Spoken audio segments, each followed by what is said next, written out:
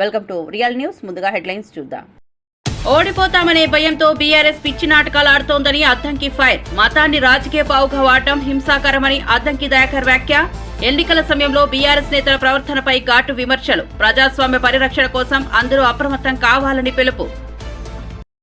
తిరుమలలో వైకుంఠ దర్శనం 10 రోజులు కొనసాగుతుందని భూమన ప్రకటన. భక్తుల సౌకర్యం కోసం తీసుకున్న నిర్ణయమే ఇది అని భూమన స్పష్టం. పాత విధానానికి తిరిగి వెళ్లడం సరైంది కాదని మాజీ టీటీడీ చైర్మన్ విమర్శ. ధార్మిక వ్యవహారాల్లో రాజకీయ జోక్యం ఆపాలని పిలుపు.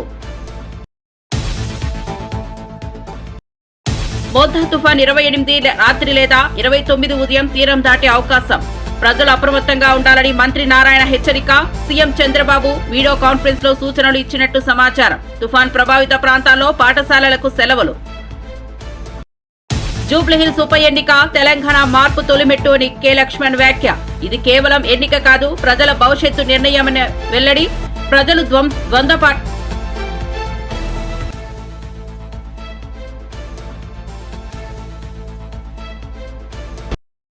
ఇక వార్త వివరాల్లోకి వెళ్తే ఎన్నికల వాతావరణం వేడెక్కుతోన్న నేపథ్యంలో ఎమ్మెల్సీ అద్దంకి దయాకర్ బీఆర్ఎస్ పై భారమైన ఆరోపణలు చేశారు. ఓడిపోతామని తెలిసి బీఆర్ఎస్ నేతలు పిచ్చి నాటకాలు ఆడుతున్నారంటూ తీవ్రంగా విమర్శించారు. మతపరమైన స్థలాలను రాజకీయ వేదికలుగా మార్చి ప్రచారం చేయడం హింసాకరంగా ఉందని ఆయన తెలిపారు. ప్రజాస్వామ్యంలో మతాన్ని రాజకీయ చేతిలో పావించుకోవడం అనవసరమని, దీని వెనుక ఉన్న అధికార వర్గాలని ప్రజలకు గుర్తుండాలని అద్దంకి చెప్పారు. ఎలాంటి సంఘటన వల్లే వెనుకున్న వారిపై పశ్చాత్తాపం చెప్పకపోయినట్లయితే ప్రజల విచారానికి గురవుతారని హెచ్చరించారు. నియమాల పరిరక్షణ కోసం టీంకు ఎన్నికల ప్రచార సంఘానికి సంబంధిత ఆధారాలు సమర్పించాల్సిందని, ప్రజల విజ్ఞానంతో నిజమైన తీరును నిర్ణయించుకోవాలని ఆయన పిలుపునిచ్చారు. ఓపెన్ హ్యాండిల్స్ లో పెడుతున్నారు వాళ్ళు. ఇలా చర్చిలకు పోయి క్యాండిడేట్ ప్రచారం చేసి, లేకపోతే ఇతర గుళ్ళలకు పోయి క్యాండిడేట్ ప్రచారం చేయించాల్సింది ఎవరు సలహాల మేరకు వస్తుంది? అది కేటీఆరా, హరీష్ రావా? మరి వీళ్ళు ఎవరు వీళ్ళని పురమాయిస్తున్నారు? ఇది పోతే ఎలక్షన్ కమిషన్ ఆబ్జెక్షన్ చెప్తుంది, కోడ్ ఎఫెక్ట్ అవుతుందని తెలిసినాక కూడా వాళ్ళు అట్లా చేయడం వెనుక ఉద్దేశం ఏంది? అంటే మమ్మల్ని ఎవరు పట్టించుకోరనే ఉద్దేశంతోనా మరి ఎట్లా? కాబట్టి అలా టీఆర్ఎస్ పార్టీ ఓడిపోతుంది అని తెలిసినాక వాళ్ళు చెయ్యని పిచ్చి నాటకాలు లేవు. ఇట్లాంటి ఎన్నో, ఇంకో అంశం కూడా మీరు చూసిండ్రు కదా, ఇలాంటివన్నిటితోని మీరు గెలుస్తారని కలలు కనకండి. ఇలా మేము అంటున్నాం, నిజాయితీగా ఎలక్షన్ చేసి గెలిస్తే మిమ్మల్ని ఎవరైనా మెచ్చుకుంటారు. కానీ ఓడిపోతామని తెలిసి ఎలక్షన్నే ఇబ్బంది పాలు చేసే ప్రయత్నం కేటీఆర్, హరీష్ రావు చేస్తున్నారు. ఇక మళ్ళీ దానికొకటి ఇక ఎట్లాంటి అంటే, అక్కడ నియోజకవర్గంలో పెట్టాల్సిన ఏమో నియోజకవర్గంలో పెట్టుకుంటూ బయట కుల సంఘాలు, ప్రజా సంఘాలు, ఆటో సంఘాలు ఇట్లా అని చెప్పి బయట పెడుతున్నారు. దాని మొత్తం ఇంపాక్ట్ రావాలని చెప్పేసి, అంటే కోడ్ ఎఫెక్ట్ కాకుంటుంటానికి హైదరాబాద్ చుట్టుపక్కల అంతటా కూడా ఉద్దేశపూర్వకంగా పెడుతున్న ఇవన్నీ కూడా వాళ్ళు కేవలం ఓడిపోతామన్న భయంతోనే చేస్తున్నవి ఒక పిచ్చి నాటకాలుగా మేము భావిస్తున్నాం. డెఫినెట్గా దీనికి ఎలక్షన్ కమిషన్ వారికి అప్పీల్ చేసినాం, వారి మీద చర్యలు తీసుకోవాలని కోరుతున్నాం. ప్రత్యేకించి ఆమెకు సరే తెలుస్తుంది తెలియదు, కానీ ఆ ఎవరు ఎలక్షన్ చేయిస్తున్నారో వాళ్ళు ఇలాంటి తప్పులు చేయకుండా ఉంటే మంచిది. ఆ క్యాండిడేట్ మంచి కోసం కాకుండా మీరు చెడు కొరకు చేసుకుంటా ఎలక్షన్ నియమావళినే ఇలా తుంగలో తొక్కడం అనేది తప్పు అని చెప్పేసి మేము తెలియజేస్తున్నాం. టీపీసీసీ మీడియా కమిటీ చైర్మన్ సామా రామ్మోహన్ బీఆర్ఎస్ పై భారీ ఆరోపణలు చేశారు.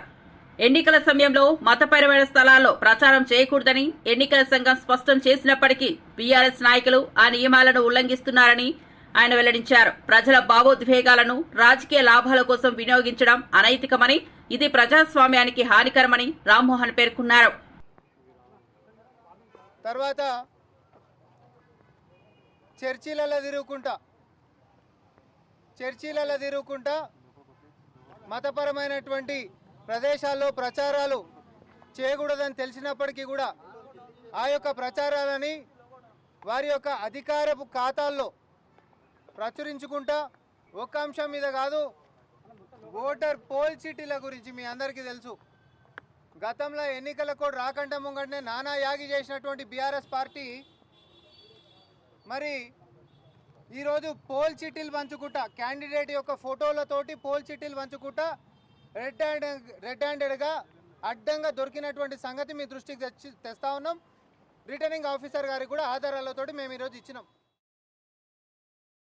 టీటీడీ మాజీ చైర్మన్ భూమన కరుణాకర్ రెడ్డి తిరుమలలో వైకుంఠ ద్వార దర్శనాన్ని 10 రోజుల పాటు కొనసాగించే నిర్ణయం పూర్వం జరిగినదే విషయం తన దృష్టిలో ఉందని చెప్పారు. వైకుంఠ ఏకాదశి సందర్భం దృష్ట్యా లక్షలాది భక్తులు తిరుమల దర్శనం కల్పించుకోవాలని తీసుకున్న నిర్ణయమని ఆయన వివరించారు. గత ప్రభుత్వ సమయంలో టీటీడీ పాలక మండలి ఆ నిర్ణయాన్ని ఆమోదించినప్పటికీ ప్రస్తుత ప్రభుత్వం పాత విధానానికి వెళ్లే ప్రయత్నం చేస్తున్నట్లు భూమన విమర్శించారు. భక్తులు అధిక సంఖ్యలో అవకాశాలు కల్పించడం కోసం తీసుకురావాల్సిన ఏర్పాట్లను నిలుపుకోవాలని ఆయన ఆకాంక్షించారు. ధార్మిక విధులపై రాజకీయం కోసం మార్పులు చేయరాదని, భక్తుల హక్కులను పరిరక్షించాలని ఆయన పునరావృతంగా సూచించారు. తొక్కేసి మళ్ళీ పాత విధానాన్నే పునరుద్ధరించాలా అన్నటువంటి ఆలోచన ప్రస్తుత పాలక మండలి అధ్యక్షుడైనటువంటి బిఆర్ నాయుడు గారికి చాలా బలంగా ఉంది అన్నటువంటి విషయం అర్థమవుతున్నది. అది ఏంటిరా అంటే వైకుంఠ ఏకాదశి పర్వదినాల సందర్భంగా భక్తులకు లక్షలాది మందికి దర్శన భాగ్యం వైకుంఠ ద్వారం గుండా కల్పించాలా అన్నటువంటి ఒక సదాశయంతో ఆనాడు జగన్మోహన్ రెడ్డి గారు ముఖ్యమంత్రిగా ఉండగా ప్రస్తుత ఈఓ అనిల్ కుమార్ సింఘాల్ గారు ఉన్నప్పుడే దీనికి సంబంధించి ఒక పాలక మండలి నుంచి సభ్యులను ఒక నలుగురిని అలాగే అడిషనల్ ఈఓని ఒక సబ్ కమిటీగా వేయటమే కాకుండా దాదాపు 26 మంది పీఠాధిపతులతో వాళ్ళ సమ్మతిని వాళ్ళ యొక్క అంగీకారాన్ని తీసుకొని అలాగే తిరుమల వైఖానస ఆగమ పండితుల యొక్క సలహాల మేరకు పెద్దజియ్యర్ గారు ఇచ్చినటువంటి సూచనల మేరకు దాదాపు 32 మంది ప్రముఖులు వైకుంఠ ద్వార దర్శనం 10 రోజుల పాటు ఉంటే చాలా మంచిదని, అది ఆగమయుక్తమన్నది అని, దివ్య దేశాలలో రెండవదిగా పేర్గాంచిన శ్రీరంగం తర్వాత తిరుమలలో ఈ సాంప్రదాయం పూర్వకాలాన ఉండినదని, కాలక్రమంలో అది వైకుంఠ ఏకాదశికే పరిమితమైతే ఆ తర్వాత ద్వాదశి రోజున కూడా వైకుంఠ ద్వారాలు తెరిచేటువంటి పరిస్థితి వచ్చినది అంటూ ఈ ఆలోచన 10 రోజుల పాటు వైకుంఠ ద్వారాలు తెరిచేటువంటి ఆలోచన అత్యంత శ్రేయస్కరమే కాకుండా సామాన్య భక్తులకు 10 రోజుల పాటు స్వామివారి యొక్క వైకుంఠ ద్వార దర్శనం లభించటం, ఆ కార్యక్రమాన్ని చేయటం ఎంతో మంచి నిర్ణయమునని తీసుకొని 2020వ సంవత్సరంలో జగన్మోహన్ రెడ్డి గారు ముఖ్యమంత్రిగా ఉండగా ఈ కార్యక్రమాన్ని మేము ప్రారంభించటం జరిగింది. మోంతా తుఫాన్ తీవ్రత పెరుగుతుండటంతో రాష్ట్ర ప్రభుత్వం చర్యలు తీసుకుంటున్నట్లు మంత్రి నారాయణ వివరించారు. తుఫాన్ ఈ నెల 28 రాత్రి లేదా 29వ తేదీన ఉదయాన తీరాన్ని దాటే అవకాశం ఉందని తెలిపారు. అందరూ అప్రమత్తంగా ఉండాలని సీఎం చంద్రబాబు ఇప్పటికే అధికారులు, ప్రజాప్రతినిధులతో పలు వీడియో కాన్ఫరెన్స్ ద్వారా సూచనలు ఇచ్చినట్లు తెలిపారు. ప్రభావిత ప్రాంతాల్లో ముందస్తు జాగ్రత్త చర్యలు, ఆయుధ సామర్థ్యాల సమన్వయం చేయమని ఆయా అధికారులకు ఆదేశాలిచ్చారని తెలిపారు. ప్రాంతాల్లో దాటేదానికి అవకాశాలు ఎక్కువ ఉన్నాయనేది ఈరోజు వరకు ఉన్న ఫోర్కాస్ట్. దాని మీద ముఖ్యమంత్రి గారు ఇంతవరకు అనేక దఫాలుగా అటు అధికారులతోనూ ప్రజాప్రతినిధులతోనూ వీడియో కాన్ఫరెన్స్, టెలికాన్ఫరెన్స్లో మాట్లాడటం, అనేక ఇన్స్ట్రక్షన్స్ ఇచ్చారు. దుబాయ్కి పోయినా దుబాయ్ నుంచి కూడా యాక్చువల్గా కాన్ఫరెన్స్ తీసుకొని మా అందరికీ యాక్చువల్ ఇన్స్ట్రక్షన్ జరిగింది. 27వ తేదీ నుంచి 29వ తేదీ దాకా పాఠశాలకు మొత్తం అన్నిటికీ టోటల్గా హాలిడే ఇవ్వడం జరిగింది. 29వ తేదీ పరిస్థితిని చూసుకొని అవసరమైతే 30 తేదీ ఇవ్వాలా లేదనేది నిర్ణయిస్తారు. 101 వసతి గృహాలు గురుకుల పాఠశాలలో ఉన్న 14,499 మంది పిల్లలు ఇంటికి పంపించేశారు. ఇంటికి రీచ్ అయినట్టు కూడా మెసేజ్ కూడా రిసీవ్ చేసుకోవడం జరిగింది. బీఆర్ఎస్ నాయకుడు కేటీఆర్ చేసిన వ్యాఖ్యలపై మంత్రి కోమటిరెడ్డి వెంకటరెడ్డి తేలికగా స్పందించారు. ఒకరిపై మరొకరు తిట్టుకోవడం ద్వారా రాజకీయ స్థాయిని తగ్గించకూడదు. నేను కేటీఆర్ ఆరోపణలకు ప్రతిస్పందిస్తే నా స్థాయి కూడా తగ్గిపోతుందని కోమటిరెడ్డి పేర్కొన్నారు. రాజకీయాల్లో పరస్పర గౌరవం ఉండాలి, కానీ అసత్య ప్రచారాల్ని కొనసాగించడం కేటీఆర్ అలవాటేమేనని విమర్శ చేశారు. కుటుంబ విషయాలపై ప్రసంగించినప్పుడు ముందు ఉదంతాలపై స్పష్టత ఇవ్వాలని కోమటిరెడ్డి సూచించి హరీష్ రావు, సంతోష్ రావుల పేర్ల ప్రస్తావనపై సంబంధిత వ్యక్తుల వివరాలు చెప్పాలని ఆయన డిమాండ్ చేశారు. దాని మీద జవాబు చెప్పమను. ఆ పిల్లగాడి మీద నేను ఆన్సర్ చెప్తే నా లెవెల్ తగ్గదు కాదు. ఆయన ఉద్యమం లేడు. నేను కొట్లాడినప్పుడు, నేను ఎమ్మెల్యే అయినప్పుడు ఆయన అమెరికా గుంటూరులో చదువుకుంటున్నా. ఆయన దాని మీద నేను కామెంట్ చేయగానే నీ కుటుంబ పంచాయతీ తెచ్చుకొని నేను ఎప్పుడో చెప్పినా 5 టీఆర్ఎస్లు అయితాయని మళ్ళీ చెప్పాక టీఆర్ఎస్ రిటైర్డ్ టీఆర్ఎస్ పెన్షనర్స్ ఉంటుంది కదా, టీఆర్ఎస్ పెన్షనర్స్ కేసీఆర్ అధ్యక్షుడు, ఓ టీఆర్ఎస్ హెచ్ అంటే హరీష్ రావు, టీఆర్ఎస్ కవిత అంటే ఏం పెట్టుకుంటుందో తెలియదు పేరు, ఆమెమో తిరుగుతున్నది. టీఆర్ఎస్ ఎస్, టీఆర్ఎస్ కేటీఆర్, టీఆర్ఎస్ హిమాంశు రావు, ఈ చాలా పార్టీలు వస్తాయి. ఆ పార్టీ గురించి మాట్లాడే టైం వేస్ట్. కాటన్ ఒడ్డు ఖరాబ్ మీరు అడుగుతుంటే బొందల పడ్డారు పార్టీని పట్టుకొని ఎందుకు? ఎప్పుడైతే టీఆర్ఎస్ని బీఆర్ఎస్ పెట్టుకున్నో, బీఆర్ఎస్ అంటే బొందలగడ్డ రాష్ట్ర సమితి, నాకు రైతులు ఎక్కడికి వెళ్తారు. ఆయన ప్రజల మధ్యలో ఉండే మంచి ఎన్టీఆర్ పార్లమెంట్లో ఆమె ఎప్పుడైనా మాట్లాడిందా? పార్లమెంట్లో మా ఎంపీ గారు చూసిందా 2 ఏళ్ళకి వెళ్ళి ప్రతి ఇష్యూ మీద ఏ విధంగా స్పందిస్తున్నాం? గెలిచినప్పటికెళ్ళి కవితలు ఎప్పుడైనా చూసిందా? ఎప్పుడు హైదరాబాద్లో ధరణి ఇది కాలేజీలో ఇదే పంచాయతీ. మహిళా కార్పొరేషన్ చైర్మన్ శోభారాణి బీఆర్ఎస్ పై తీవ్ర వ్యాఖ్యలు చేశారు. పార్టీ రోజు రోజుకు ప్రజాదరణ కోల్పోతుందని ఆమె అన్నారు. జూబ్లీహిల్స్ ఉప ఎన్నికల్లో బీఆర్ఎస్ మహిళా భావోద్వేగాన్ని రాజకీయ ప్రయోజనాల కోసం ఉపయోగించుకుంటోందని విమర్శించారు. ఉండదు అని చెప్పేసి అర్థమవుతోంది. ఎమ్మెల్యే ఎలక్షన్ లో ఓడిపోయారు, పార్లమెంట్ ఎలక్షన్ లో 0 రిజల్ట్. రోజు రోజుకు పార్టీ పరిస్థితి దిగజారిపోతున్నటువంటి ఈ తరుణంలో మొత్తం టీఆర్ఎస్ లో ఉన్నటువంటి చోటా మోటా బడా లీడర్లందరూ కూడా ఇవాళ జూబ్లీహిల్స్ ఎన్నికల మీద కాన్సన్ట్రేషన్ చేసి ఎట్లయినా ఈ ఎన్నిక గెలవాలని ఒక ప్రయత్నంలో మొదలుపెట్టారు. దానికి ఏంటంటే అక్కడ మాగంటి గోపీనాథ్ గారి భార్య, ఆమెకున్నటువంటి బాధను, ఆమెకున్నటువంటి సానుభూతిని, భర్త చచ్చిపోయినటువంటి పుట్టెడు దుఃఖంలో ఉంటే ఆ దుఃఖాన్ని కూడా రాజకీయం చేసుకునే దౌర్భాగ్య పరిస్థితి వల్ల బీఆర్ఎస్ పార్టీ నెలకొని ఉంది. వాళ్ళు మాట్లాడుతూ ఉన్నారు, భర్త చచ్చిపోయినాడు కాబట్టి ఈ ఎన్నికలో బీఆర్ఎస్ పార్టీని గెలిపించాలని చెప్పేసి ఒక సానుభూతి వచనాలు పలుకుతా ఉన్నారు. నేను బీఆర్ఎస్ పార్టీ వాళ్ళకి అడుగుతా ఉన్నాను, ఎందుకంటే సోషల్ మీడియాలో చూస్తా ఉన్నాం, చాలా పాత వీడియోలన్నీ కూడా వైరల్ చేసుకుంటా ఉన్నారు వాళ్ళకి. ఎందుకంటే వాళ్ళకి వాయిస్ లేదు. అక్కడ కూడా కాంగ్రెస్ పార్టీ వాళ్ళకి మళ్ళీ పనికి వస్తా ఉన్నారు. పీజేఆర్ గారి రీల్స్ వాడుకుంటా ఉన్నారు. పీజేఆర్ గారితో కలిసి ఉన్నటువంటి పాతవి కేసీఆర్ గారు కూర్చొని భోజనం చేస్తున్నటువంటి నడుస్తున్నటువంటి వీడియోలు, పాత వీడియోలు ఏవైతే ఉన్నాయో అవి తీసుకొచ్చి వాళ్ళ వైరల్ చేసుకుంటా ఉన్నారు. అంటే మీ ప్రచారానికి కూడా పీజేఆర్ ను వాడుకునే దౌర్భాగ్య పరిస్థితిలో మీరున్నారు.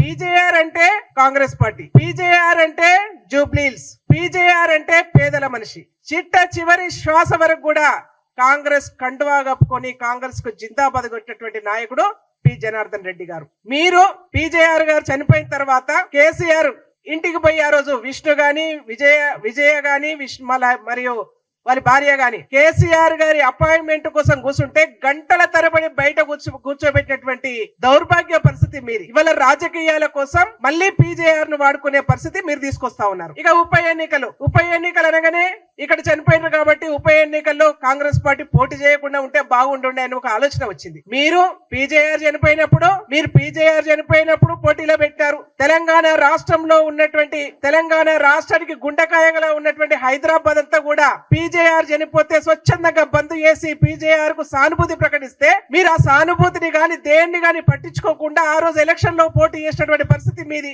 రామరెడ్డి వెంకటరెడ్డి గారు పాలేరులో చనిపోతే వారి మీద పోటీ పెట్టినటువంటి పరిస్థితి మీది. నారాయణఖేడ్లో కృష్ణారెడ్డి గారు చనిపోతే అక్కడ పోటీ పెట్టినటువంటి పరిస్థితి మీది. అంటే మీరు ఎక్కడ ఎవరు చనిపోయినా మీ రాజకీయాల కోసం ఆ సెంటిమెంట్ ను పక్కన పెట్టేసి మీరు వాడుకున్నారు. ఆ రోజు ఆర్యవైశ్య కార్పొరేషన్ చైర్మన్ కల్వ సుజాత వీళ్లను గౌరవంగా విమర్శించారు. ఎవరి ద్వారా రౌడీ షీట్లను చెల్లిస్తూ ప్రచారం జరుగుతుందో ప్రజలకు బాగానే తెలుసు అని ఆమె పేర్కొన్నారు. జూబ్లీహిల్స్ ఉప ఎన్నికల్లో నవీన్ యాదవ్ పై అసత్య ఆరోపణలు విరుచుకుపడుతున్నాయని, ఇది కేటీఆర్ అలవాటుగా మారిందని ఆమె అభిప్రాయం వ్యక్తం చేశారు. ప్రజల్లో స్థాయి కోల్పోయిన నేతలు తప్పుడు ప్రచార మార్గంలో వెళ్తున్నారని, ఇది ప్రజాస్వామ్యానికి హానికరమని సుజాత పేర్కొన్నారు. అవహేళన చేసేటట్టు కత్తులు, కటారులు, ఆయుధాలు తీసుకొని వచ్చి నామినేషన్ కు వచ్చిండ్రని అవమానించి ఎక్కడన్నా మీకు కనిపించినాయా? ఏ వీడియో విజువల్లనా వాళ్ళ చేతులలో కత్తులు, కటార్లు కనిపడినాయా? మీరు అనుకున్నట్టే గుండాలైతే మరి శ్రీశైలం యాదవ్ ని కొడుకుని జాయిన్ చేసుకున్నప్పుడు ఎవరు గుండాలో మీకు తెలియదా? సల్మాన్ ఖాన్ ని జాయిన్ చేసుకున్నాడు. పీడీ యాక్ట్, ఆడపిల్లల్ని వేధించి మానభంగం చేసినటువంటి కేసులున్నటువంటి ఫోక్సో కేసున్నటువంటి వ్యక్తిని తీసుకొని వచ్చి మరి ఆడపిల్లల జీవితాల్ని సర్వనాశనం చేసినటువంటి ఒక దుర్మార్గుణ్ణి మీ పార్టీలో జాయిన్ చేసుకొని ఈ రోజు ఒక మహిళను నిలబెట్టి మహిళ సెంటిమెంట్ మీద ఆడుకుందామని చూస్తున్నారు కదా. మరి మీ పార్టీలో మీ పక్కన మీ బెడ్రూమ్ లో తీసుకొని వచ్చినటువంటి కేటీఆర్ మరి ఒక ఆడపిల్ల జీవితాన్ని నాశనం చేసినటువంటి వ్యక్తిని పక్కన పెట్టుకొని ప్రచారం చేస్తుంటే ఆడపిల్లలకి, మహిళలకి ఏం భరోసా ఇస్తున్నారని ఈ సందర్భంగా నేను అడుగుతున్నా. అంటే రేపు పొద్దున ఆ ఆడపిల్లలు రోడ్డు మీద జూబ్లీ హిల్స్ లో తిరగలేము మిమ్మల్ని గెలిపిస్తే అని మీరు ప్రచారం చేస్తున్నారా? లేకపోతే ఆడపిల్లలకు రక్షణ లేదని ప్రచారం చేస్తున్నారా? ఏ ముఖం పెట్టుకొని మీరు ఓటు అడుగుతారు? ఏ ముఖం పెట్టుకొని ప్రజల దగ్గర పోతారు అని అడుగుతున్నా. గురిగింజతనం నలిపారు కదని పక్కల అంత గుండాల్ని, రౌడీల్ని పెట్టుకొని ప్రచారం చేస్తున్నా మీరు ఈ రోజు ఇతరుల గురించి మాట్లాడితే తమ నలుపు తమకు తెలియదని జనాలు మీడియాలో మీరు నమ్ముకున్న సోషల్ మీడియాలనే 100 కోట్లు పెట్టి సోషల్ మీడియా నడుపుతున్న మీ సోషల్ మీడియాలనే చూడండి ప్రజలు ఏమంటుండ్రు, ప్రజలు ఏ విధంగా వ్యతిరేకిస్తుండ్రు. గతంలో 10 ఏళ్లు మీకు అవకాశం ఇస్తే జూబ్లీ హిల్స్ లో రౌడీయిజం కొనసాగించి భూములు కబ్జా పెట్టి మహిళల్ని ఇబ్బంది పెట్టి లీడర్ చేవెళ్ల ప్రాజెక్టు పునరుద్ధరణకు ప్రత్యామ్నాయ మార్గాలను పరిశీలిస్తున్నట్లు మంత్రి ఉత్తమ్ కుమార్ రెడ్డి ప్రకటించారు. ఆర్థిక భారాన్ని తగ్గిస్తూ సాంకేతిక పరమైన అడ్డంకులను తొలగించేందుకు నిపుణుల బృందం సమీక్ష చేస్తోందని చెప్పారు. లక్షల ఎకరాలకు నీటిని అందజేయడానికి సమగ్ర ప్రణాళిక రూపకల్పన జరుగుతోందని, పాత ప్రతిపాదనలో ఉన్న లోటులను సరిదిద్దుతూ నూతన పథక రూపకల్పనలు చోటు చేసుకుంటున్నాయని తెలిపారు. ప్రాజెక్టు అమలుకు సంబంధించి పరిష్కార మార్గాలు రావడానికి రంగస్థాయి ప్రజా మార్గదర్శక సలహాలు తీసుకుంటామని చెప్పారు.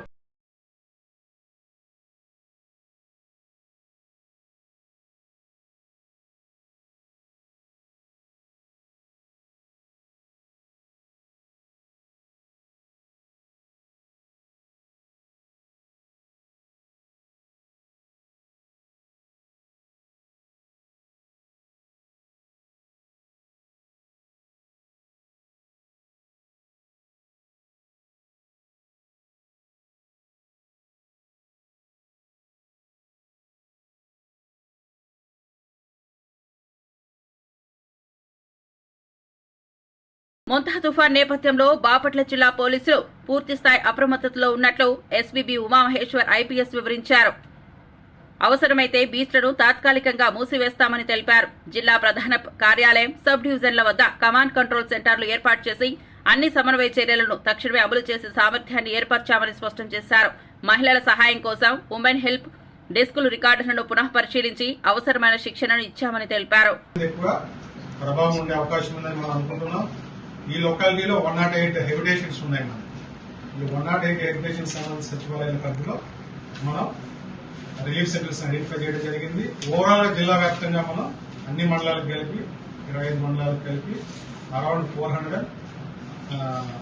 Plus rehabilitation centres, temporary relief centres మనం ఐడెంటిఫై చేసుకోవడం జరిగింది. దానికి సంబంధించినటువంటి ఎమ్యూనిటీస్ కావచ్చు, అండ్ అదర్ వస్తువులు సంబంధించినటువంటి ఇష్యూస్ అన్నిటి కూడా రెవెన్యూ యంత్రాంగం డీల్ చేస్తుంది. రెవెన్యూ పరంగా కాకుండా మనకి టోల్ ఫ్రీ నెంబర్ ఏమైనా పర్సనల్ గా ఉందా సార్? మన command and control toll free number ఉంది. నేను ఒకసారి press command control room. Guntur collector Tamim Ansariya Montha తుఫాన్ తీవ్రతను దృష్టిలో పెట్టుకుని అప్రమత్తత సూచనలు జారీ చేశారు. ప్రమాదాన్ని ఉనికిలో ఉన్న ప్రాంతాల నుంచి ప్రజలను తక్షణమే పునరావాస కేంద్రాలకు తరలించవలసిందిగా స్పష్టమైన ఆదేశాలు ఇచ్చారు. వాతావరణ శాఖ హెచ్చరికలు, టెలికాన్ఫరెన్స్ ద్వారా ఏర్పాట్లను పునఃసమీక్షించి సమన్వయ బృందాలకు చివరి సూచనలు అందజేశారు.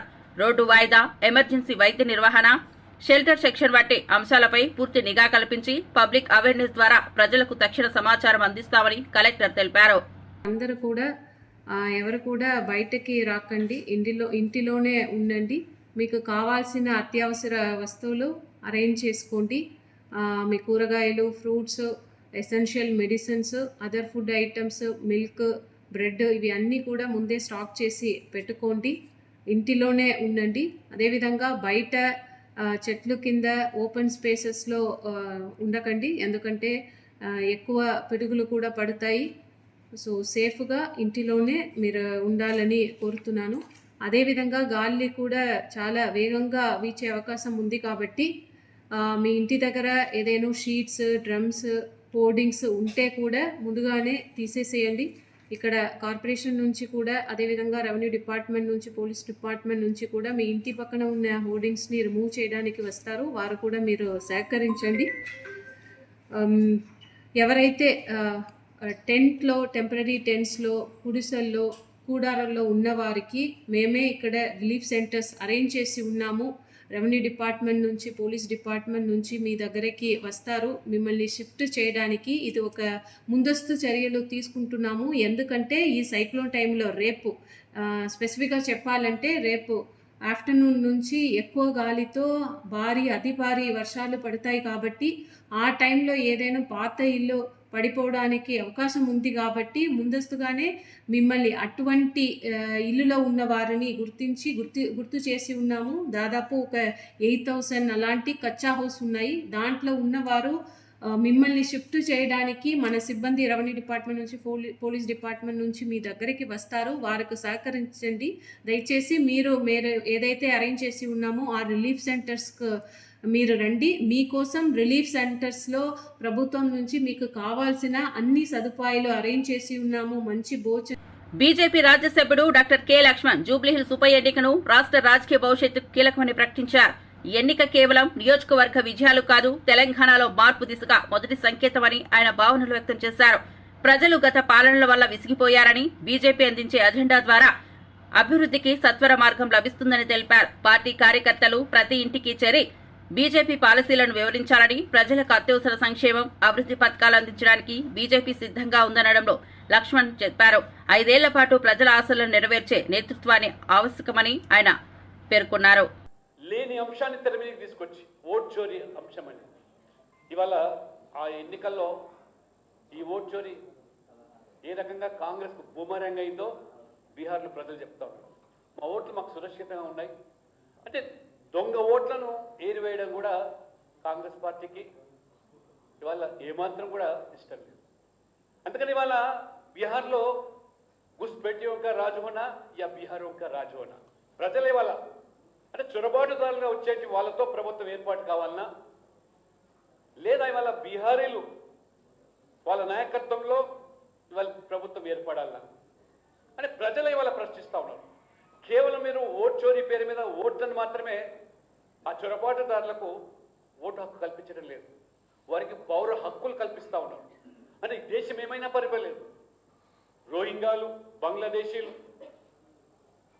ఈ విధమైన పరిస్థితి ఇవాళ బీహారు, బెంగాల్లో మాత్రమే కాదు, హైదరాబాద్లో కూడా ఆ పరిస్థితి నెలకొని ఉంటుంది. ఎవరు వంత పాడుతూ ఉన్నారు ఇవాళ?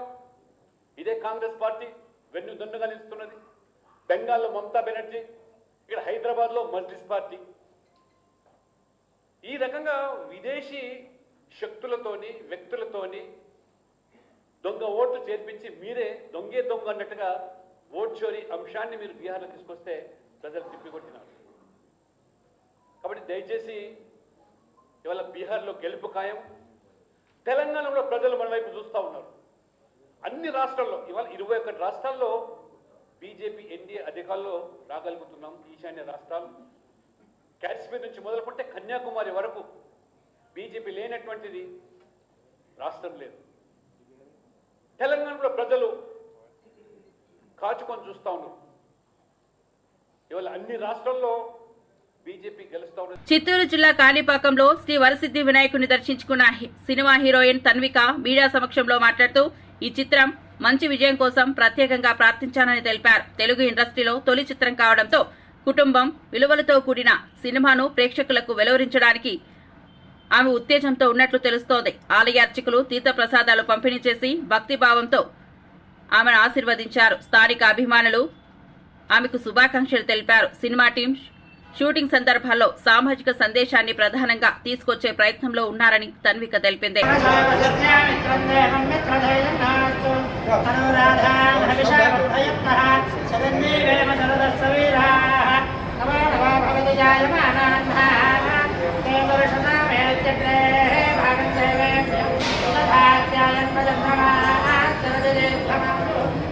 నేను తాన్విక అండి.